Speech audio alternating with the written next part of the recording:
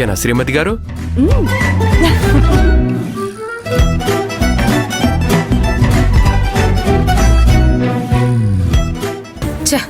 వీళ్ళిద్దరూ సంతోషంగా ఉండటానికి వీల్లేదు.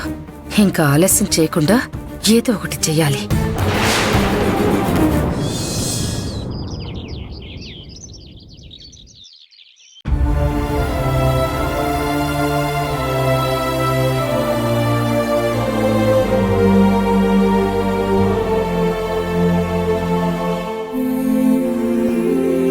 అమ్మా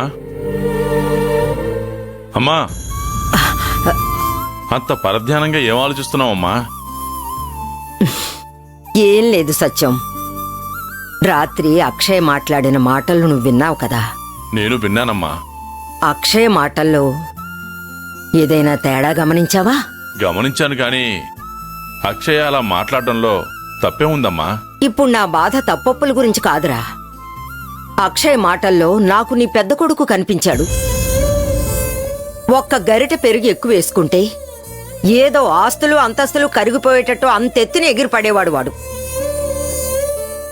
ఎన్నాళ్ళు రూపాయి ఖర్చయ్యే ప్రతి చోట కోతలు పెట్టుకుంటూ చదువుకోవాల్సిన ఆడపిల్లల్ని 4 గోడలకి పరిమితం చేసేశాడు.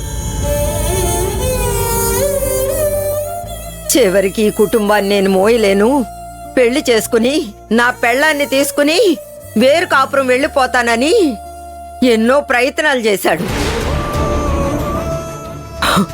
ఆ దేవుడు చల్లగా చూడడం వల్ల దేవత లాంటి మంచి మనసున్న అక్షయ్య ఈ ఇంట్లో కోడలిగా అడుగు పెట్టింది.